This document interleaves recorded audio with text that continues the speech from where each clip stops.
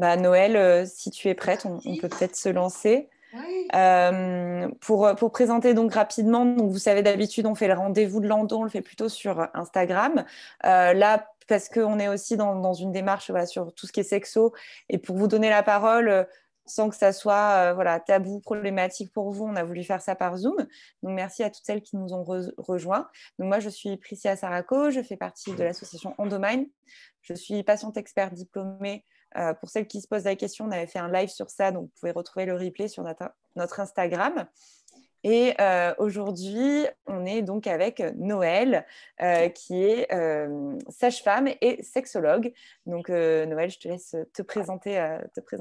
Voilà. Donc voilà, bonjour à toutes. Donc dans cet échange particulier, donc nous allons rentrer dans l'intime. Donc c'est pour ça que j'interviens pour répondre à vos questions sur ce sujet-là qui reste quand même assez sensible et tabou, où on peut remarquer que la consultation dans le cadre de l'endométriose, hein, comme toutes les autres pathologies liées à la gynécologie, où on a du mal un peu à pousser la porte des praticiens parce qu'on s'expose, on expose son intimité. Donc j'espère qu'au cours de cet échange, hein, n'hésitez pas à poser vos questions à l'écrit et on fera au mieux pour y répondre. Petit rappel, pratico-pratique. Donc, je suis en exercice libéral. Je travaille étroitement donc avec Endomind. Et puis, je suis aussi référencée au niveau de l'hôpital Saint-Joseph pour ce qui est l'un des centres experts à Paris. Pour autant, lors de notre échange, je ne pourrai pas répondre à des questions trop personnelles qui rentrent normalement dans un cadre d'une consultation. Donc, c'est vraiment de l'information générale qui sera abordée. Et si je vois que ça devient trop intime, à ce moment-là, on verra après si on programme des entretiens individuels ou autres. Ça, c'est sur un deuxième volet. Donc voilà. Et sentez-vous à l'aise, il n'y a pas de, justement, il n'y a pas de sujet tabou, il faut en profiter. Exactement.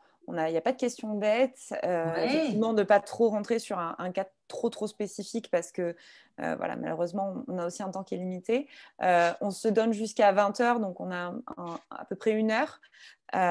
Donc voilà, on va peut-être d'abord parler rapidement un petit peu de ce qu'on appelle la physiopathologie. Donc la physiopathologie, c'est quoi? C'est un petit peu, finalement, on sait que la dyspareunie, donc ce qu'on appelle la dyspareunie déjà, c'est la douleur pendant les rapports. On sait que c'est un des symptômes qui est très important dans l'endométriose. Si vous êtes là aujourd'hui, c'est que malheureusement, vous en souffrez certainement. Et donc, on va essayer de vous expliquer assez rapidement pourquoi ça fait mal. C'est quoi en fait qui fait que ça fait mal? Donc, Noël, est-ce que tu peux nous dire rapidement donc un voilà, petit donc peu? voilà, simplement, il faut savoir qu'en fonction qu'il y a différents types, hein, comme vous le savez, d'endométriose, en fonction de la situation où se trouvent justement les cellules qui sont semblables à celles de la muqueuse utérine, qui ont eu la mauvaise idée de sortir de l'utérus et de se placer sur différents organes, ou soit encore de s'infiltrer. On parle dans ce cas-là d'endométriose profonde dans le muscle utérin, ou s'infiltrer aussi sur la vessie, au niveau du rectum.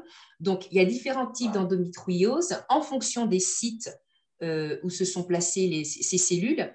C'est pour ça que ça génère chez les patientes des douleurs complètement différentes. Donc, c'est forcément une douleur chronique, comme vous le savez, qui est prise en charge et voire même diminuée soit par des médecins de la douleur avec différents traitements, mais qui est aussi, ou pour certaines d'entre vous, avec la mise en place d'un traitement hormonal qui permet justement de diminuer cette inflammation due au fonctionnement de ces cellules qui se sont extériorisées au niveau de l'utérus. Ça permet aussi, dans certains cas, dans une bonne partie des cas, de diminuer cette douleur.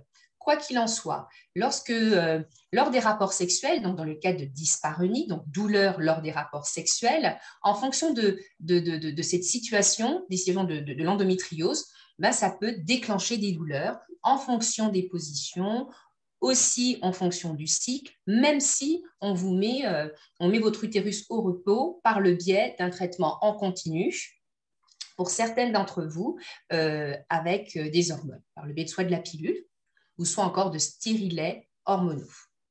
Donc, c'est pour ça Voilà. que vous avez mal. Par rapport au positionnement. C'est ça. Alors, j'ai sorti mon petit dessin habituel, voilà, qui est là. Typiquement, alors, je ne sais pas si vous voyez, mais ici, il y a ce qu'on appelle les ligaments utérosacrés. Peut-être qu'on vous en a déjà parlé, on vous a dit que vous avez une atteinte au niveau des lus ou un épaississement des lus. Et comme vous pouvez voir ici, c'est le vagin. Donc forcément, quand ça va taper ici, là où on voit les ligaments qui s'accrochent, bah, forcément, c'est un peu comme si vous tapiez dans un bleu. Vous imaginez, vous avez un bleu sur le bras et puis vous appuyez dessus. Voilà. Et bah, ça fait mal, en fait. Hein, c'est Voilà. tout à fait normal.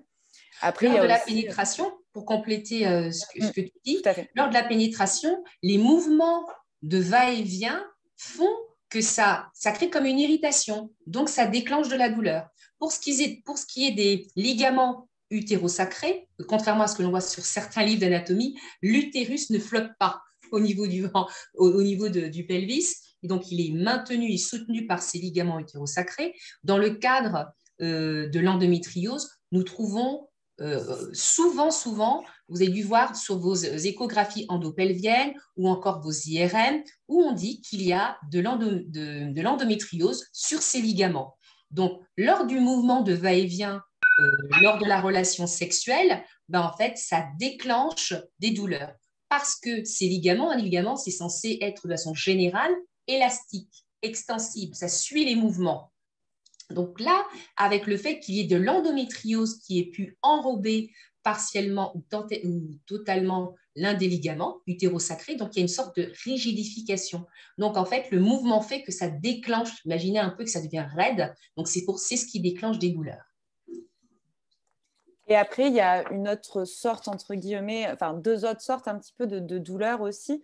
Alors, dans l'endométriose, généralement, on parle de ce qu'on appelle des dyspareunies profondes. Donc, c'est ce qu'on vient de décrire là. Finalement, on a une douleur vraiment dans le bas-ventre au moment du rapport. Et après, il va y avoir de la superficielle. Donc, peut-être tu peux nous en dire un peu plus là-dessus. La dyspareunie superficielle, alors pour être simple, c'est souvent ce que les patientes décrivent lorsque justement c'est juste une douleur qui est provoquée. Donc je vous donne des exemples, hein, au moment de la pénétration. Donc c'est-à-dire que c'est un moment ponctuel, mais ça n'empêche pas d'avoir une relation sexuelle plus ou moins correcte. Vous voyez, qu'il y ait des mouvements ou pas, ou quelle que soit la position. C'est ce qu'on appelle une dyspareunie superficielle. Voilà. Mais au-delà des mots, c'est vraiment lorsque vous venez en consultation, c'est ce que vous décrivez. Les patientes, à ce titre, elles viennent avec leurs examens complémentaires, plus précisément hein, leur échographie endopelvienne ou encore leur IRM. Et moi, je regarde où se situent justement ces lésions d'endométriose et je peux justement faire la corrélation entre ce qu'elles me décrivent lors des rapports sexuels en fonction des positions et ma partie est justement d'accompagner la patiente et d'ajuster ses positions pour qu'elle puisse avoir néanmoins une sexualité épanouie. Sachant que, mais on reviendra peut-être plus tard, que la sexualité, je vous rassure, ce n'est pas uniquement une sexualité pénétrante. Donc, tout est possible. Exactement. Ça, c'est un point très, très important. On va y revenir plusieurs fois, je pense, par rapport à ça. La dernière forme de douleur, des fois qu'on entend, et peut-être c'est le cas de certaines qui sont ici, c'est des douleurs qui viennent dès l'excitation, voire à l'orgasme. Et donc, c'est vrai que ça peut être un peu compliqué aussi.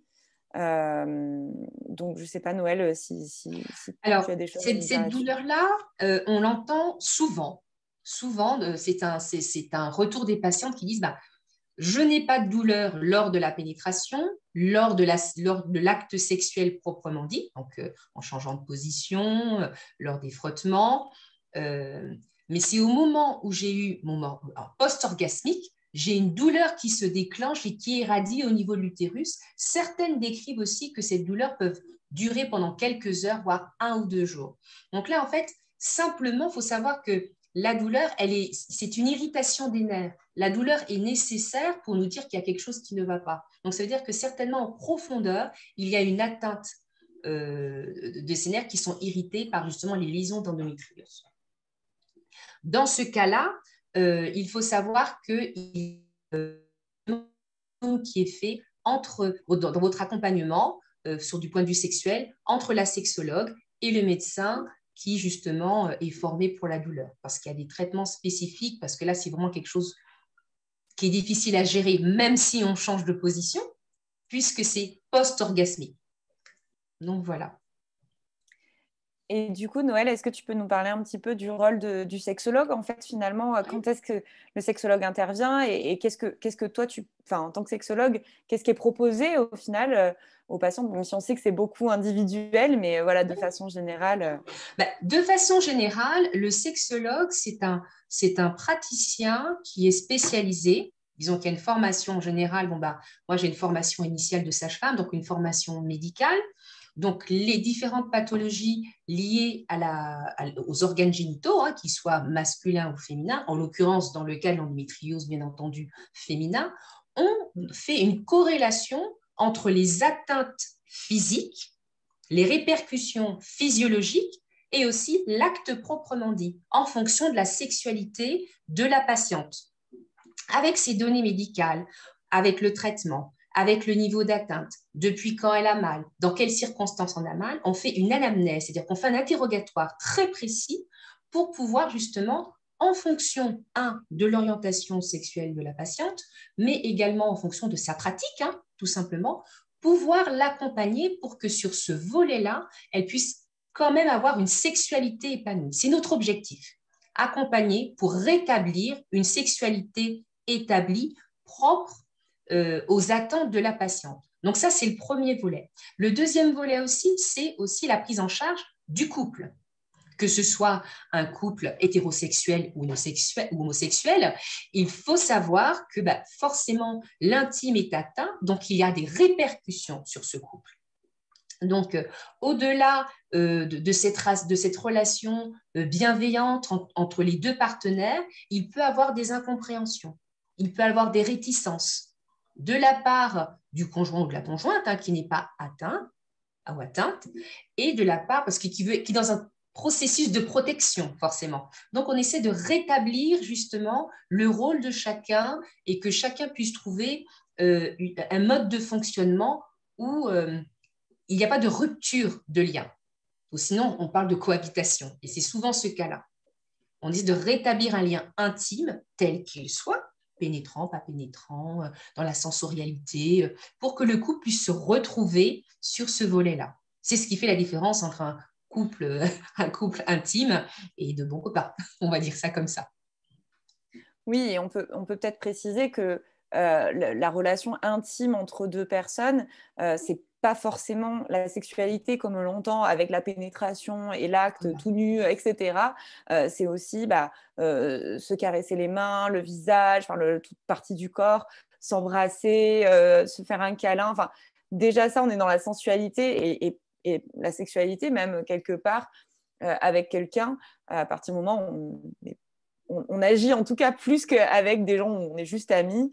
Cela dit, on peut faire ce qu'on veut avec des amis, mais voilà, en tout cas que c'est aussi ça et que c'est important de garder ce lien d'intimité finalement avec quelqu'un qui est présent. On vient d'avoir une question, peut-être. Tu voulais rebondir si tu voulais rajouter. Pour compléter ce que tu dis, donc on rétablit une communication. Ce n'est pas qu'une communication verbale, mais c'est aussi une communication physique par le toucher, mais aussi une communication gestuelle, physique, gestuelle, dans les attentions, dans la précaution qu'on a de l'autre. On revoit tous ces volets-là.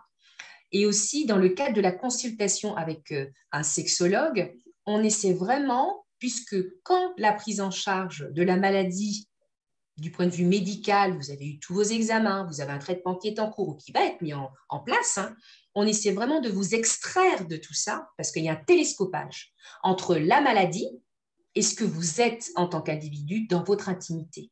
Parce qu'entre les examens, on vous a vu sur toutes les coutures, il y a des petites fragilités, des fractures psychologiques qui se mettent en place, qui sont tout à fait normales dans toutes les pathologies où il y a une atteinte gynécologique. Donc, le rôle du sexologue est vraiment de vous ramener dans l'intime et d'essayer de mettre de la distance avec votre prise en charge typiquement médicale, parce que vous n'êtes pas une endométriose sur pied. C'est une expression que j'utilise, de même que quand j'accompagne des personnes en oncosexologie, dans le cadre de cancer, vous n'êtes pas un cancer sur pied. Vous avez des soins d'un côté qui a une grande répercussion sur votre vie de tous les jours, qu'elle soit intime, qu'elle soit du point de vue du travail, que ce soit avec vos amis ou vos collègues, et on essaie vraiment de mettre de la distance. L'objectif étant d'avoir à nouveau une vie la plus proche de la normalité, on va dire. Sachant, alors j'aime bien cette anecdote sur la normalité. Oui. qu'on répète souvent. Finalement, un couple qui est ensemble depuis quelques années, qui est dans une routine, le nombre de fois, voilà, combien de rapports pénétrants il a à peu près par mois. J'aime bien quand tu nous dis ça. Ah, s'il en a un par mois, c'est pas mal parce que ça ne veut rien dire. Alors, on en parle de plus en plus dans les réseaux sociaux, certes, mais on se rend bien compte qu'une sexualité pénétrante, ça ne veut rien dire aujourd'hui. Dès qu'on est dans l'intime avec son ou sa partenaire, on est dans une forme de sexualité. On regarde l'autre avec gourmandise, on lui passe la main dans les cheveux, dans le dos, on est déjà dans la sexualité. Il faut savoir que la sexualité commence lors du premier baiser. Lorsque l'on donne un baiser intime à quelqu'un, on rentre dans son intimité, on est déjà dans de la sexualité. Un échange de fluides, un échange de regards, de sensations. Mais contrairement à ce que on peut lire, une fois par mois, elle est là vraiment la moyenne. Vraiment. Voilà. Donc quand on parle de normalité, c'est vrai, ça ne veut rien dire non plus. Ce n'est pas le bon terme que j'aurais dû utiliser, c'est-à-dire qu'une sexualité épanouie. C'est ça. C'est important je trouve que ce chiffre est toujours très important à rappeler dans le sens où on a l'impression que dans notre couple, oui.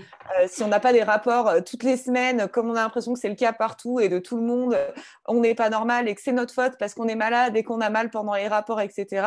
Bah, non, il y a aussi en fait le fait que vous êtes peut-être en couple depuis un moment, que vous avez la routine, que vous avez peut-être des enfants, que vous avez le boulot, vous êtes fatigué, etc. Et ça, en fait, même les gens pas malades, ils sont confrontés. Et d'ailleurs, Noël, et consulte pour voir des consultes des sexologues parce que justement, cette routine a fait que on se perd de vue. On ne se rend pas compte, comme dit très bien Priscilla, les enfants, le travail, la fatigue. On n'a pas besoin d'être malade. Et il y a des couples qui ne fonctionnent plus parce qu'ils ont perdu ces petites attentions intimes qui sont nécessaires pour qu'un couple puisse tenir. Alors, Noël, je vais juste rebondir parce qu'on a reçu 2 questions. Donc, on peut peut-être répondre, vu que c'est plutôt sur la douleur. Donc, voilà.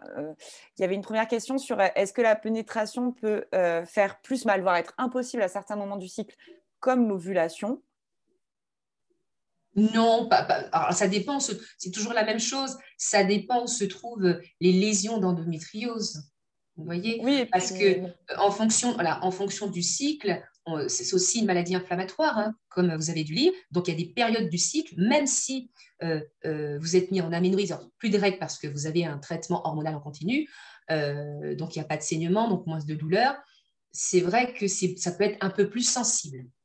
Après, de là à ce qu'il n'y ait pas du tout de pénétration, ça dépend vraiment de l'infiltration de ces lésions. Hein. Ça n'a rien à voir. Il n'y a pas de corrélation. De même qu'une femme, un exemple tout simple que vous avez sûrement déjà dû lire, une femme qui a quelques points, quelques lésions d'endométriose, elle peut très bien avoir une douleur exacerbée, elles ont un ressenti très, très, très fort qui l'empêche de rentrer en relation avec son ou sa partenaire, tandis qu'une femme qui a une endométriose beaucoup plus vaste avec des atteintes des organes périphériques qu'on voit au scanner ou à l'échographie endovaginale, elle ne consulte pas forcément, vous voyez, pour un sexologue. Le ressenti est complètement différent. Et oui, pour répondre partiellement à la question, ça peut être différent en fonction des cycles. Ça dépend aussi, c'est multifactoriel. Oui, et puis en plus, admettons par exemple, si à l'ovulation, la personne qui a posé la question, si tu as mal, que tu as des douleurs, quand on a mal, on a tendance à se crisper, à être plus tendu, et le périnée est un monde de muscles, c'est rempli de muscles, et forcément les muscles, quand ils sont crispés et ils deviennent douloureux, le vagin est accompagné de Au niveau muscles. du périnée, ça se resserre. Donc forcément, la pénétration est beaucoup plus compliquée.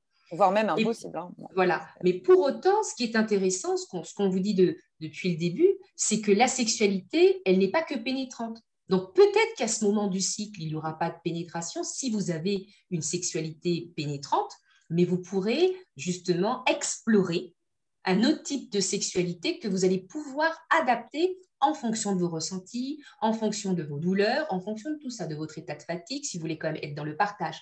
Et c'est ça aussi, c'est ce que nous voyons lors des consultations. Comment ajuster en fonction de votre ressenti ce moment d'intimité que vous avez avec votre partenaire.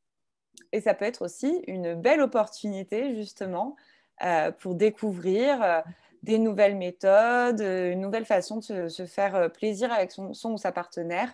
Vous ne pouvez pas avoir de pénétration. Et c'est le moment de saisir l'opportunité pour trouver d'autres moyens, justement, de passer un bon moment. Je rebondis sur les deux autres questions qu'on a pu recevoir.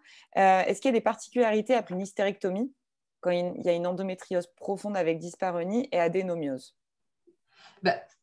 Donc, comme il y a eu une hystérectomie, souvent, les adénomioses, c'était au niveau de l'utérus. Hein, donc, il n'y a plus d'utérus. Donc, entre guillemets, la bonne nouvelle, si c'était situé au niveau de l'utérus, vu qu'il n'y a plus, c'est pour ça qu'on parle d'hystérectomie, ablation de l'utérus. Donc, à ce moment-là, la sexualité est censée être de meilleure qualité, vu qu'on a ôté, si on peut parler comme ça, l'organe qui était le plus atteint. C'est ça. Après, voilà, c'est sûr que si vous avez des muscles très douloureux, que vous êtes, là, il y a peut-être de la kiné pelvienne à faire. Voilà, tout à fait. Vous avez des douleurs vulvaires aussi, ça peut arriver. Là aussi, il va falloir pouvoir travailler sur les douleurs vulvaires. Donc, il faut pouvoir identifier aussi quelle est la raison de votre douleur. Si la raison de votre douleur, c'était vraiment l'adénomiose, par exemple, normalement, ça devrait soulager. Si c'est d'autres raisons, il faut pouvoir les identifier pour pouvoir les traiter correctement derrière. Voilà. C'est pour ça que on va pas revenir sur les différents types de traitements, mais c'est pour ça que les experts reviennent sur cette idée qu'on avait en quelques années que voilà, hop, on retirait l'utérus, ça irait mieux, ou qu'on retire un autre organe qui est atteint. Cela n'est pas la solution à tout. Parce qu'on peut avoir dans ses représentations, dans sa représentation mentale, l'idée que c'est cet organe-là qui nous fait mal, mais c'est aussi des douleurs qui sont périphériques. C'est quand même un ensemble d'innervations, hein, ce que l'on ressent. Donc, vraiment, mesdames, pas de focus sur un organe pour se dire qu'on va me le retirer, ça ira mieux. Avec la sexologue et les différents professionnels qui vont vous accompagner au niveau de votre appareil génital, donc je pense les douleurs qui peuvent être en répercussion au niveau du dos, l'ostéopathe qui intervient pour un peu assouplir justement toute votre mobilisation parce qu'on se crispe avec la douleur. Donc, c'est un effet, c'est un cercle vicieux, on va dire, si je peux me permettre le jeu de mots, où on se crispe davantage et on a mal et ça augmente la douleur. Après, nous avons la kiné, comme elle a si bien cité, pour pouvoir assouplir et puis reprendre conscience des muscles de ce périnée qui, par réaction inconsciente, on a mal, on se contracte. Donc, tout ça devient complètement opaque et on ne peut pas avoir de pénétration. Donc, c'est cette prise en charge pluridisciplinaire. Après, si c'est une douleur à l'entrée de la pénétration parce qu'il y a un frottement, ça brûle, on va voir avec vous. Si le traitement que vous avez hormonal, la pilule, si ça n'a pas engendré chez vous de sécheresse vaginale, c'est tout l'intérêt de consulter un sexologue qui a une formation initiale médicale. À ce moment-là, elle va réajuster justement, vous donner des conseils pour ce qui est des lubrifiants, toute cette zone un peu sensible, desséchée par justement ce traitement pour que cette sensation puisse être beaucoup plus fluide. C'est ça l'objectif. C'est ça, il ne faut pas se dire de toute façon, j'ai mal, c'est la lésion qui fait mal. Voilà. Il y a plein d'autres choses possibles à faire. Je vois dans les messages qu'il y a quelqu'un qui a dit la rééducation périnéale, c'est top. Oui, c'est top justement de pouvoir passer par de la rééducation. Donc ça peut être une sage-femme ou un kiné qui est spécialisé dans la rééducation périnéale pour travailler justement sur détendre tous ces muscles, etc. En fait, il y a plein de possibilités, il y a plein de choses à faire. Il y a aussi du travail autour de la sophrologie ou l'auto-hypnose pour se détendre, pour être bien. On a conscience aussi que forcément, dans le cadre de l'endométriose, on a été sujette à avoir beaucoup de gynécologues, beaucoup de praticiens. Des fois, ça a pu des fois mal se passer. On sait que voilà, les violences gynécologiques, malheureusement, ça existe. Bah, vous avez le droit aussi d'avoir un trauma, d'être anxieuse, de ne pas vous sentir bien. Bah, y a tout un travail qui peut être fait aussi autour de ça. Déjà, de pouvoir en parler. Quand vous avez senti que vous avez vécu quelque chose de traumatisant, c'est important de pouvoir en parler. Et puis derrière, de pouvoir travailler sur plein de techniques de relaxation pour vous sentir mieux, comment dire, main dans la main avec vous-même pour derrière, mieux vivre les situations, mieux vivre votre sexualité. C'est ça qui est important. Il y avait une Parce que, question qui était... pour compléter, parce que la sexualité, quel est l'objectif de la sexualité? C'est de prendre du plaisir. Donc, il est certain que s'il n'y a pas de lâcher prise, si vous vous souvenez les fois où malgré le fait que vous n'aviez pas encore le diagnostic d'endométriose ou encore que les douleurs étaient supportables, vous avez pu passer le cap, pour certaines d'entre vous, d'avoir une relation sexuelle. Avec le temps, peut-être que la maladie a un peu avancé et après, c'est devenu un peu plus compliqué. Donc, ça veut dire qu'il y a cette possibilité, lorsque l'on se sent porté, lorsqu'on se sent en connexion avec son ou sa partenaire, de lâcher prise. Donc, les muscles, comment ça se traduit? Entre autres, les muscles périnéaux se relâchent. Donc, la pénétration est beaucoup plus facile. La lubrification, parce que tout ça, c'est physiologique, c'est aussi le cerveau, parce que quand on est bien, qui permet justement une lubrification de bonne qualité, lorsqu'on se sent en sécurité, qu'on a pu verbaliser certains traumatismes, tels qu'ils soient, fait que il y a moins d'enjeux sur la sexualité, donc on y va avec beaucoup plus de liberté et de façon beaucoup plus sereine. Et de même la confiance qu'on a avec son partenaire. Tout à fait. Et surtout, alors ça c'est quelque chose qu'avec Noël, quand on fait des ateliers, on répète, mais la sexualité ne doit pas être ni une corvée, ni quelque chose que l'on doit faire. C'est pas une obligation à aucun moment. Surtout la sexualité pénétrante, d'autant plus. Je veux dire, vous n'avez pas à un moment donné de vous dire parce que je suis en couple ou parce que je suis rentrée avec telle personne ou après une soirée ou quoi que ce soit, je me dois d'avoir une relation sexuelle, quelle qu'elle soit. Non, c'est votre choix, ça doit venir de vous, c'est une décision. Vous avez le droit aussi de changer d'avis quand vous le voulez. Vraiment, il n'y a pas de... En fait, voilà, à aucun moment, vous devez vous sentir obligé à quoi que ce soit. Voilà, vous ne devez rien.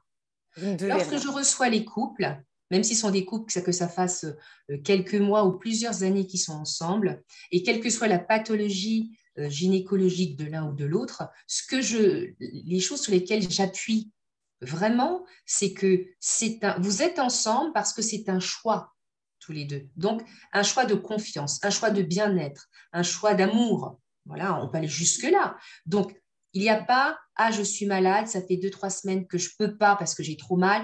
Bon, il me demande ou je sens entre guillemets, qu'il est à cran, j'y vais. Ben non, ça va forcément mal se passer.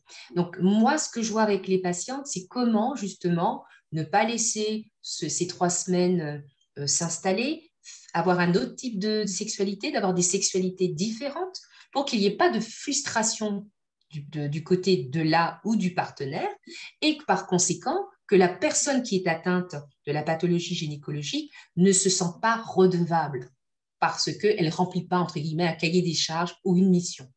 Ce qui permet, au cours de ce dialogue, de baisser les tensions. On va peut-être en parler, les tensions entre couples qui peuvent s'installer de façon insidieuse, non décidée, parce que y a pas de verbalisation, on n'est pas bien dans ses baskets et ça fait qu'il y a une ambiance un peu tendue. Oui. Alors, je réponds juste à une question là, qui a été posée sur j'ai un protocole de soins pour mon endométriose, puis-je être prise en charge pour un sexologue aussi bien en individuel qu'en couple? Bien sûr. Bien sûr. Ah oui, oui, bien sûr. Alors, deux choses l'une. Même si vous avez alors, il y a deux choses. Et ça, c'est une très, très bonne question. Il y a un protocole de soins. Donc, vous avez eu des radios, vous êtes suivi, vous avez plein de choses strictement, médicales au terme du soin. Le sexologue va vous accompagner aussi du point de vue de... C'est un soin, nous sommes d'accord, c'est un soin, mais c'est surtout un accompagnement. Donc, après, en fonction de vos souhaits et de votre avancée par rapport à la maladie, soit vous êtes reçu en couple, ou soit vous êtes reçue toute seule.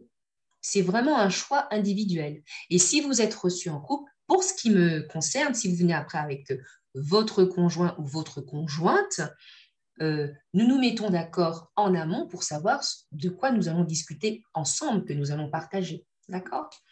euh, c'est très important. Ce qui m'intéresse, c'est mes objectifs d'accompagnement de la patiente, c'est qu'elle devienne actrice de sa sexualité. Parce qu'elle connaît son corps, parce qu'elle sait comment, à quel moment intervient la douleur, comment elle a trouvé des techniques en sophrologie, même en diététique pour diminuer l'inflammation. Toutes ces petites choses-là fait qu'elle devient actrice de sa santé, de sa maladie. Et moi, je l'apprends à être actrice de sa sexualité. Si vous attendez que votre partenaire vous sollicite, c'est un peu plus compliqué. Mais si vous savez que dans telle position, ça vous fait moins mal, dans telle circonstance, en utilisant du lubrifiant de cette façon-là, ou un lubrifiant à base d'eau, voilà, on voit tout ça ensemble. Comme vous êtes actrice, donc vous n'avez pas l'appréhension, vous n'avez pas la peur d'avoir mal, puisque vous maîtrisez les choses. De même que dans certaines positions, vous savez que cette position-là, ça va déclencher de la douleur. Mais si vous l'ajustez, alors je vais rentrer dans le détail, mais on va appeler un chat, mais si vous ajustez en remontant un peu la jambe, parce que ça dépend aussi du position, de comment est formé votre utérus, comment il est orienté, on parle d'utérus anté, rétroversé, toutes ces choses-là, vous apprenez à connaître votre corps. Donc, comme vous êtes dans la maîtrise, entre guillemets, donc vous êtes beaucoup plus confiante et vous vivez votre sexualité de façon beaucoup plus épanouie. Tout à fait. Et il ne faut pas hésiter aussi à se renseigner sur tout ce qu'on appelle les sextoys, les vibromasseurs, etc. Si vous en trouvez et que derrière, ça vous fait du bien, que vous êtes plus à l'aise, que ça vous détend lors d'un rapport, etc., pourquoi pas? En fait, il ne faut pas se dire « Ah, mais non, ça ne se fait pas trop ». Alors, vous n'êtes pas obligé de quoi que ce soit, hein, mais c'est dans le sens... N'hésitez pas de sortir des sentiers battus parce qu'à la fin de la journée, ce qui compte, c'est vous.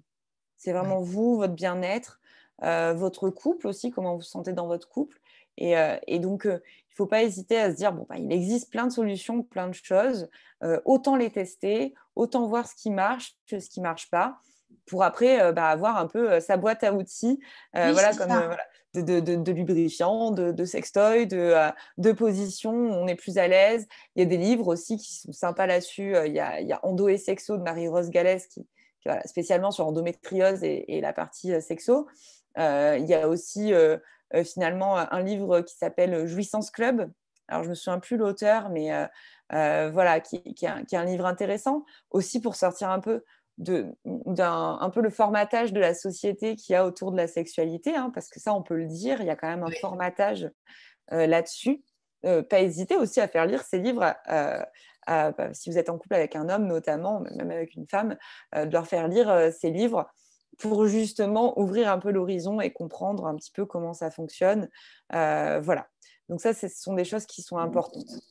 Il y a une question... Et puis d'ajuster. Toutes ces lectures-là vous permettent aussi parce qu'il faut savoir que la sexualité, et ça c'est génial, ce que je trouve, c'est que, et c'est là-dessus que je travaille quand il y a des atteintes en gynécologie, s'il y a quand même une bonne partie de l'imaginaire, une bonne partie du bien-être qui est important et qui rentre dans la sexualité, dans le cadre de la sexualité. Donc, quelles que soient vos atteintes, nous allons travailler ensemble, justement, qu'est-ce que la féminité pour vous? On repart vraiment de la base, de cette base malheureusement qu'on n'a pas dans notre éducation, hein, telle qu'elle soit, même si nos parents sont géniaux, ni à travers l'enseignement hein, au cours de nos différents parcours. Donc, on revoit tout ça ensemble et vous allez piocher des choses qui vous correspondent, tester des choses ou pas, mais au moins ne serait-ce que les lire. On ne peut tout tester et vous faire quelque chose qui vous ressemble.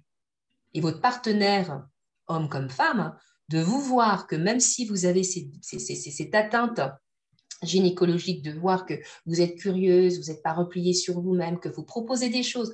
Après, que ça fonctionne ou pas, vous allez en rigoler.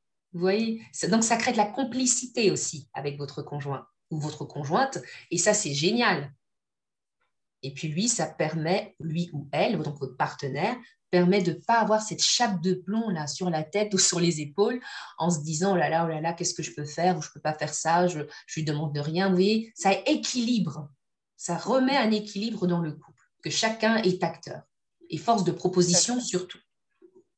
Mais ça, je pense qu'en plus, vraiment, comme on disait au début, en dehors de maladies qui touchent la sexualité, mais c'est le cas aussi dans n'importe quel couple, en fait. Hein. Au bout d'un moment, il faut pouvoir entretenir cette flamme, ce jeu qu'il puisse y avoir. Donc, faut vous dire, en fait, que vous n'êtes pas les seuls responsables, en fait, de tout ça. Vous n'êtes pas les seuls responsables. Il peut y avoir plein d'autres raisons. D'ailleurs, je rebondis là-dessus, puisqu'il y a eu un commentaire d'une participante qui nous a dit que voilà, elle se reconnaissait dans beaucoup de choses que tu as pu évoquer, Noël, et qu'à cause d'elle, que pour sa part, en tout cas, ça a causé une frustration à un monsieur qui est parti voir ailleurs et qui elle a l'impression qu'il ne la comprend pas. En fait, ce qui s'est passé, alors moi, je ne trouve pas d'excuses, j'essaie juste de vous expliquer. Ce qui s'est passé, c'est qu'il y a eu en effet cette frustration parce qu'il y a peut-être eu un manque de communication ou pas. Alors, souvent, quand je dis ça au couple, dans ces situations où il y a une infidélité parce qu'il n'y a plus de communication, il y a la maladie, il y a une forme de culpabilité. Mais parfois, ça ne veut pas dire qu'il ne vous aime pas ou qu'elle ne vous aime pas. Ça dépend quel est le genre de votre partenaire. C'est qu'à un moment, il y a eu un mur. Il y a eu un mur, il n'y a pas eu de communication, il n'y a pas eu de choses de proposer à ce moment-là. Et voilà, c'est la facilité certainement qui a été choisie. Mais pour autant, ça ne veut pas dire que tout est terminé. Vous voyez, il y a des choses qui justement qui doivent être analysées si vous tenez l'un à l'autre pour pouvoir dire, ben voilà, quel est le gap, qu'est-ce qui a fait que, pourquoi ça n'a pas marché, voilà. Mais c'est vrai que c'est sur différentes étapes. C'est ça. Après, il faut bien analyser ça, c'est-à-dire que est-ce que c'était vraiment ça le fond du problème? Parce que des fois, il peut y avoir d'autres problèmes et que c'est facile de dire bah oui, je suis allée voir ailleurs parce que tu pouvais plus voilà, il y a m'apporter. ça aussi. C'est facile. Donc, il Alors, faut déjà, pouvoir mesdames, je vais vous bien. rassurer. Je le dis souvent en atelier, quand on fait notre atelier en binôme, les 2 premières, des fois c'est plus rapide, mais les 2 premières années, quand on rencontre quelqu'un, on est un peu sur une bulle. Les neurosciences le montrent par différentes études. Qu'est-ce qui se passe? On est béni par plein d'endorphines, plein d'hormones. On se découvre, on ne se voit pas souvent. Donc, il y a tout un jeu de séduction. Il y a plein de choses qui font qu'on passe le cap. On a des relations sexuelles et tout ça. Mais pour autant, qu'est-ce qui se passe? Si on ne l'entretient pas, la routine, elle est vite prise. Et c'est comme ça qu'on se perd un peu de vue et qu'il n'y a plus cette excitation, cette recherche chez l'autre. Et cela, c'est valable pour tout le monde, mesdames, et pour tout le monde, messieurs. Ça s'entretient. Il y en a qui disent que l'amour dure 3 ans, quand ça tire un peu de la patte, on va dire comme ça, les 3 premières années. Mais ça s'entretient. Il faut apporter de la nouveauté. De l'espièglerie, toutes ces petites choses-là qui font que le couple, waouh, quoi, que ça avance. Et imaginons qu'il y a des creux de vague, on voit ensemble pourquoi il y a des creux de vague. Peut-être qu'on ne se rend pas compte, mais on fait un peu moins attention à soi. Mais c'est valable aussi pour monsieur, parce qu'on parle souvent que des conjoints ou des conjoints peuvent partir dans un couple quand il y en a un qui est atteint. Mais parfois aussi, on ne le dit peut-être pas assez, il y a aussi des femmes qui font ce choix parce qu'elles ne savent pas comment prendre le problème à bras-le-corps. Elles préfèrent se replier et dire non, c'est trop dur, le regard de l'autre me gêne, je préfère arrêter la relation. Or, l'autre, homme comme femme, était prêt à rester. Mais voilà, c'est ce choix-là qui a été pris aussi. C'est ça. Et vous surtout, voyez, donc, des 2 côtés, oui. Ouais. Tu l'as dit au début, mais en tout cas, dans une relation, c'est un choix et vous n'avez jamais pris quelqu'un en otage aussi. C'est important de le dire. Voilà. Quand il Pas reste, de culpabilité. pas culpabiliser. Par contre, bien sûr que si lui vous fait culpabiliser et potentiellement vous met la pression ou quoi que ce soit, non. Là, déjà, il n'y a pas de revoyez un peu si pression. la relation a vraiment du sens. Parce que ce soit pour une endométriose ou autre chose, on ne peut pas partager de l'intime avec quelqu'un, construire un avenir avec quelqu'un, parce que bon, c'est la relation, on a souvent des projets sur du long terme, bien entendu. Si on est sous pression, c'est pas possible. À un moment, ça craque. Ça craque. C'est comme ça que ça fonctionne. Nous sommes tous des êtres humains. Donc, la notion de pression doit être identifiée rapidement. Si vous le ressentez, il faut en discuter, ou discuter avec un tiers, par un médiateur, un sexologue, voilà. Et puis, si ça ne bouge pas, se poser vraiment la question pourquoi on est ensemble. C'est ça, parce que si toute la relation se base que sur le sexe, oui, finalement, ça dépend ce que vous voulez, mais si oui. ce n'est pas votre premier objectif, il faut vraiment se poser des questions. Parce que les couples qui durent, on vieillit, la sexualité, mesdames, alors j'espère que je ne sais pas s'il y a des messieurs, mesdames, elle évolue tout au long de la vie. Quand vous avez 20-25 ans, même si vous avez une endométriose ou une autre pathologie et que vous êtes beaucoup plus alerte, c'est complètement différent, même si votre histoire, il y a eu des hauts et des bas dans votre couple, sera complètement différent de votre sexualité et vos attentes. Déjà, des modifications hormonales, il y a plein de choses, puis des modifications physiques. Je ne parle pas de prise de poids, je parle qu'on est beaucoup moins alerte que quand on a 20 ans, que quand on en a 65. Voilà. Mais de même façon que l'on parle de la sexualité chez les personnes âgées, ils ont une sexualité aussi, mais elle s'est modifiée et adaptée avec l'âge, avec les attentes, avec les aspirations. Tout à fait. Alors, il y avait une question du coup de cette même personne qui était finalement, comment est-ce qu'on trouve un sexologue? Alors, comment on trouve un sexologue? Alors là, je vais vous dire, c'est comme les réseaux sociaux, on en trouve partout, mais on ne peut pas se présenter n'importe où. Je ne vous conseille pas parce que, sans prétention, mes collègues et moi, on récupère des patientes et des patients où ça a été très compliqué.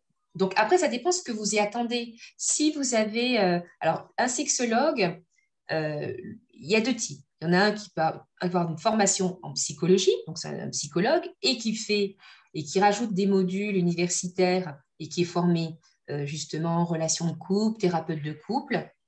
On est vraiment sur un volet strictement d'un accompagnement psychologique. Et puis, il y a les professionnels médicaux, médecins, sages-femmes, formation initiale, donc ils connaissent les pathologies.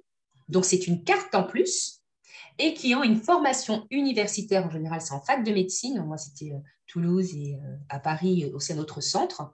De même pour différentes spécialités, du handicap et tout ça, où justement on rajoute des jalons, ce qui permet d'avoir une prise en charge, de proposer un accompagnement. Je pourrais dire qu'une prise en charge, parce que moi, je vous fais bosser personnellement. Je ne vous demande pas de vous allonger sur un divan, ce n'est pas la bonne porte. Je vous fais bosser, on construit ensemble une boîte à outils avec votre conjoint ou pas, s'il est présent ou pas. Vous me permettez d'entrer dans votre intimité, je vous pose des questions. On réajuste si le traitement hormonal, il y a des sécheresses vaginales ou autres, ou s'il y a une mycose, des choses, j'interviens du point de vue médical pour pouvoir régler ce problème. Et après, on se focalise sur l'imaginaire, sur l'image de vous-même, sur ce que la sexualité. Alors là, je vous prends vraiment dans vos retours, comme on dit, dans tous les sens, mais je vous fais découvrir ce que vous voulez vraiment. C'est ça qui est important. Alors, où on le trouve? Un peu partout. Moi, je vous conseille néanmoins de bien regarder où la personne a été formée, ce qu'elle propose également, et dans les cas des pathologies médicales, gynécologiques, de s'assurer quand même que c'est un professionnel de santé. Après, ça dépend de ce que l'on veut. Mais c'est ce que je conseille. Ça évite de se retrouver dans des prises en charge un peu alambiquées, où ça traîne. Ce sont des thérapies brèves. Nous sommes à l'époque des thérapies brèves. La psychanalyse, sauf si, j'ai rien contre la psychanalyse, mais sauf s'il y a un traumatisme qui remonte, et encore aujourd'hui, les thérapies brèves prennent la place, mais on ne se retrouve pas pendant des années. Non. Moi, au bout de 6 mois, 1 an, et encore, même avant, je vous mets au travail, on teste des choses, vous me faites un retour. Je pouvais travailler la partie mentale, la partie physique, les outils, la lingerie, toutes ces choses-là, parce que vous devez vous reconstruire en tant que femme parce que le médical doit faire son travail, mais il y a eu beaucoup d'infractions dans votre intimité. Tout à fait. Il y avait une petite question plutôt physiologique. Est-ce que l'utérus rétroversé peut également expliquer les douleurs pendant les rapports? Alors, c'est beaucoup plus subtil que ça. Alors quel que soit le positionnement. Hop. Du coup, quand l'utérus est rétroversé, donc l'utérus, il est là, voilà, et bien il est comme ça, du coup, quand il est dans l'autre sens. Voilà. Alors, je vais vous rassurer. Alors, indépendamment d'un utérus antéo-rétroversé, il faut savoir que ce sont les différentes positions et puis aussi de la, entre guillemets, la puissance, la douceur de la relation sexuelle qui fera si ça déclenche ou pas un inconfort, plus qu'une douleur. Et ça, qu'on ait une pathologie ou pas. Il y a ça d'une part. Donc, heureusement pour nous, mesdames, hein, quel que soit notre utérus, ça ne veut pas dire pour autant qu'on ne peut pas avoir des sensations agréables, mais il y a aussi comment on dit ça, euh, l'organe de votre partenaire. Si c'est un homme, il y a des hommes qui ont un pénis qui n'est pas forcément droit, qui est un peu courbe. Il y a tout ça qui fait que ça peut créer un inconfort chez vous, indépendamment que vous y auriez eu ou pas. Pour celles qui ont eu différents partenaires sexuels, pour mémoire, vous pouvez très bien, entre guillemets, comparer, voilà, si c'était plus agréable ou pas certaines positions, tout simplement parce que le membre était soit plus gros, soit plus long, soit un peu dévié, vous voyez. Donc, ce n'est pas que votre utérus qui serait responsable de quoi que ce soit. Et puis, en consultation, en fonction de ce que vous décrivez, sur les sensations peu confortables, envoie les positions. Envoie les positions ensemble pour les adapter. Alors, on a encore 10 petites minutes. Si vous avez des questions, n'hésitez pas à les envoyer donc, au compte Endomind France qui est géré par Chloé, qu'on remercie d'ailleurs. Après, en attendant les questions, de toute façon, voilà, vous avez bien compris l'idée et surtout, voilà, n'hésitez pas à sortir vraiment de votre maladie. Alors, c'est pas facile, hein. Tout ce qu'on vous dit, de toute façon, c'est pas facile en soi, hein. C'est des conseils, des choses comme ça qui sont pas évidentes. Mais voilà, il faut aussi vous rappeler que vous êtes qui vous êtes vous, qu'est-ce que vous aimez vous et qui vous êtes dans votre couple avec la personne avec qui vous êtes, etc. C'est important.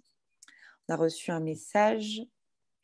Mais je vous dis, mesdames, tout est possible, hein. Je ne vous raconte pas de chiquer, tout est possible. Le tout, c'est, OK, vous avez un diagnostic. Vous êtes pris en charge du point de vue médical, de traitement, de rééducation, du point de vue nutritionnel si c'est nécessaire. OK, ça c'est géré. Maintenant que j'ai mon diagnostic, donc il y a le choc du diagnostic, bien entendu, qu'est-ce que j'en fais? Est-ce que, après cette phase de sidération, souvent quand on dit après un diagnostic de ce type, qu'est-ce que je fais? Est-ce que je reste repliée et je me... alors, lamenter, ce n'est pas péjoratif. Quand je vous dis ça, c'est pour vous booster. Ou est-ce que je reste dans cet état-là? Ou est-ce que je me donne une deadline en me disant, bon, OK, c'est fait, qu'est-ce que j'en fais? Que vous soyez en couple ou pas, hein, peu importe. Est-ce que, avec ce diagnostic, je me donne du temps pour accuser le coup, pour mettre en place toutes les prises en charge médicales, réduire la douleur, rééducation du périnée, voir un nutritionniste si nécessaire, tout ça.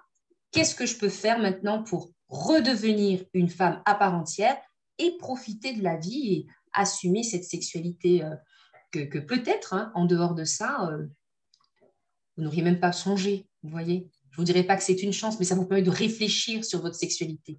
Et d'en être ça peut être une chance quand même, hein, oui. parce que des fois, du coup, on découvre aussi voilà, on découvre des choses où on prend beaucoup plus de plaisir, où en fait, on se rend compte que ça nous correspond beaucoup plus. Donc, ça nous permet de sortir un peu des sentiers battus comme ça et finalement de moins avoir de poids de la société sur plein de choses, etc., autour de la sexualité. Alors, on a 2 questions qui sont arrivées, notamment la question d'une personne qui a eu une hystérectomie, qui a encore des douleurs et qui supporte mal la pénétration, qui ne supporte aucun lubrifiant, qui fait des allergies et qui est mariée et que c'est compliqué. Concrètement, moi, quand je vois ça, je me dis, il y a aussi beaucoup de travail à faire. Noël, tu me compléteras, mais voilà, avec de la kiné pelvienne pour voir un petit peu à ce niveau-là, de pouvoir tester peut-être des lubrifiants qui sont si naturels. On parle souvent de l'huile de coco. Oui, alors pour rebondir sur ce que tu dis, souvent, moi, les patients que je vois en gynécologie ou qui ont des mycoses à répétition, associés à ce traitement médicamenteux, antifongique pour ce qui est de la mycose, moi, j'associe toujours, et c'est prouvé de l'huile de coco un pour pouvoir se masser le périnée. Donc, il y a aussi des petits gestes du quotidien. On se réapproprie le corps, ça assouplit cette zone. Et c'est aussi un antifongique, vous voyez. Et elle me dit, oui, mais si j'ai un rapport sexuel, je dis, bah, allez-y, il ne va rien se passer. Bah, écoutez, il y a des femmes qui utilisent un peu d'huile de coco. Pour certaines, bon, bah, il n'y a pas de souci. Pour d'autres, elles ne vont pas flamber de leur mycose, entre guillemets. Elles ne vont pas faire d'allergie, sauf si on fait d'allergie à l'huile de coco, mais ça n'a rien à voir. Hein. Vous voyez, ça, c'est quelque chose qu'on découvre, malheureusement. Et il y a différents moyens. Et là, par rapport à la question de cette personne qui apparemment qui a un parcours assez complexe, hein, en différentes opérations, il y a aussi d'autres façons d'explorer la sexualité. Là, apparemment, c'est dans un couple déjà établi, avec des enfants, avec plein de choses. Donc, il y a peut-être aussi une autre façon d'aborder votre sexualité où vous allez prendre beaucoup de plaisir, reprendre du plaisir, redécouvrir du plaisir avec votre conjoint. C'est possible, bien entendu. Tout à fait. On me pose la question aussi, est-ce qu'il y a des exercices qu'on peut faire à la maison pour maintenir la souplesse des ligaments utérosacrés? Oui, il y en a. Alors là, ça serait compliqué. Alors, à mon cabinet, je fais rire des fois en DTP, rire les patientes que je suis, où il y a des mouvements d'étirement, d'élongation, on allonge la colonne vertébrale, il y a une façon de positionner son bassin. Vous savez, alors pour vous donner une idée, vous savez, tout ce qui est yoga, tout à l'heure, elle en a parlé, tout ce qui est yoga, tous ces mouvements, toute cette gestuelle où on s'assouplit, permet de façon intérieure aussi d'assouplir toutes les articulations. Après, pour avoir un accompagnement personnalisé, vous voyez ça avec votre kiné ou l'ostéopathe. Oui, tout à fait. C'est vrai que ça, c'est important de pouvoir... Enfin, c'est vraiment personnalisé pour le coup. Oui. Il y a quelqu'un qui pose la question sur est-ce que finalement le sexologue peut être pris en charge alors dans la LD, ça c'est sûr que non, parce que la LD, je le rappelle très rapidement, mais ça ne prend en charge que les frais qui seront de toute façon remboursés par la Sécu, ça ne prend pas en charge tout ce qui est extra. Mais du coup, Noël, tu peux peut-être nous dire un petit Oui. peu sur la Alors, prise en charge des sexologues. voilà. Alors, que je vous explique. Donc, je pense que tout le monde sait que ALD, c'est affection longue durée. C'est lorsqu'en fonction de l'atteinte et des répercussions sur votre vie et sur votre santé, à ce moment-là, il y a un dossier qui est déposé par un centre expert ou un médecin expert au niveau de la sécurité sociale. Et là, vous êtes, oui ou non, dans le cas de votre endométriose pris en ALD. Je reviens là-dessus parce qu'il y a des patientes qui pensent que dès qu'elles ont le diagnostic d'endométriose, forcément, elles auront une ALD. Vous serez déçus, ça dépend de l'atteinte, d'accord? Après, pour ce qui est des prises en charge, si vous prenez un sexologue qui n'est pas médical, donc il n'y a jamais de remboursement par la sécurité sociale. Vous comprenez que ce soit un psychologue, il n'y a pas de remboursement par la sécurité sociale. Néanmoins, il faut savoir que pour les médecines complémentaires, ostéopathes, donc c'est pas remboursé, psychologue, sophrologue, hypnothérapeute, parfois dans votre mutuelle, vous avez des forfaits avec un nombre de séances. Donc, si ce sont des professionnels non médicaux qui ont rajouté à leur arc, on va dire, hein, on va dire cette formation de sexologue, un certain nombre peut être remboursé. Mais pas sûr, parce que ce n'est pas remboursé par la sécurité sociale, même si les sexologues médicaux, comme en l'occurrence, on est formé dans une fac de médecine. D'accord? Après, pour ce qui est d'un professionnel médical qui donne des consultations, donc un remboursement par la sécurité sociale, hein, classique, comme si vous allez en consultation, il y a certains praticiens qui, justement, ne font pas de dépassement d'honoraires et ils vous accompagnent sur leur spécialité, entre guillemets, sur ses compétences plutôt, sur ses compétences en sexologie et les passent comme, au même titre qu'une consultation. Vous voyez? Donc, à ce moment-là, vous serez remboursé.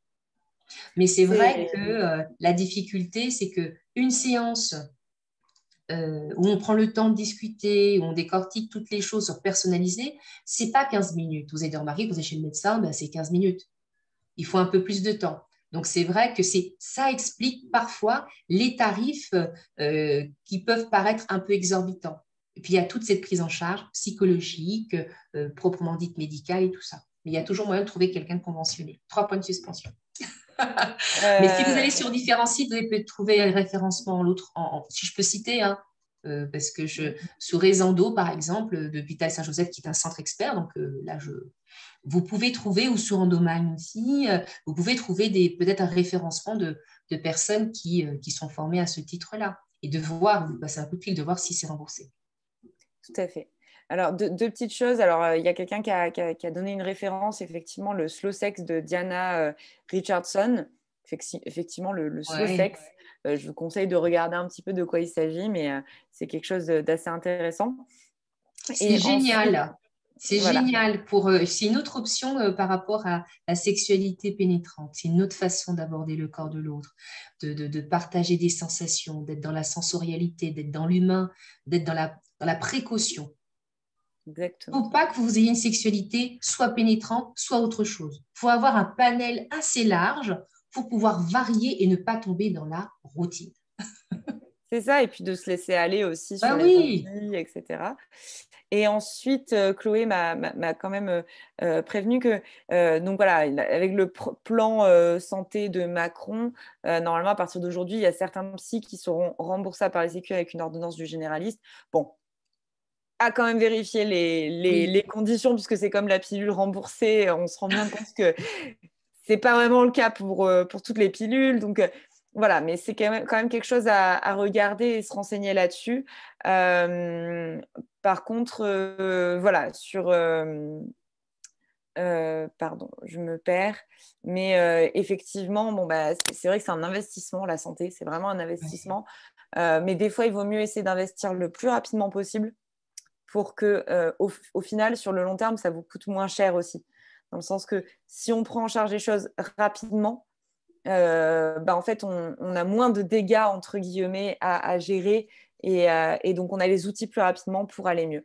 Ce n'est pas évident, mais on a quand même de la chance en France parce qu'il y a beaucoup de choses qui sont prises en charge, même si ce n'est pas tout. Mais voilà, il faut malheureusement investir du temps, de l'énergie et de l'argent.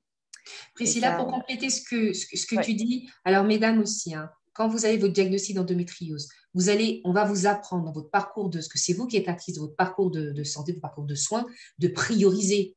Ok, imaginons que vous avez un problème pour ce qui est de la sexualité. Souvent, il y en a un parce que c'est la génitalité, c'est pas génital, mais il faut prioriser parce que vous ne pourrez pas tout faire en même temps. Il faut être disponible physiquement, il faut continuer son quotidien. Si c'est la douleur, si la douleur n'est pas jugulée, si elle n'est pas réduite à son maximum, de ce qui est possible, hein, bien entendu, c'est compliqué d'aller voir en même temps une sexologue parce que vous allez trop mal. Vous voyez ce que je veux dire? Si vous avez une alimentation qui demande à être revue, réajustée pour qu'elle soit moins inflammatoire, que vous ayez moins cette douleur qui vous brûle, qu'il y a des femmes qui décrivent une douleur qui brûle au niveau du ventre, ça ne sert à rien d'aller voir une sexologue ou un kiné de rééducation du périnée parce que ce n'est pas la priorité. Il faut vraiment prioriser pour être disponible et vraiment profiter de ce que vous allez rajouter. Et ce que vous allez mettre aujourd'hui, par exemple, si le moment de votre vie, c'est la sexologie, un accompagnement en sexologie qui est important, ça ne veut pas dire que ce sera pour toute la vie. Quand vous allez trouver un équilibre, vous voyez votre praticien vous dire, là, je me sens un peu mieux, il y a un équilibre, mais depuis quelque temps, j'ai mes douleurs qui reviennent, ou j'ai des désagréments par rapport à mon traitement hormonal, il faut que je refasse le point. Vous faites une pause. C'est ce qui est génial. Vous avez des cartes en main. C'est ça que moi, j'apprends aux patients. Et vous choisissez. C'est vous qui voyez au moment que vous vous connaissez. Il faut apprendre à se connaître. Vous savez que c'est ça à ce moment-là. C'est réglé ou c'est mieux. Je fais et je vois ce qui est prioritaire à ce moment-là. On ne peut pas tout faire, je vous le dis d'avance.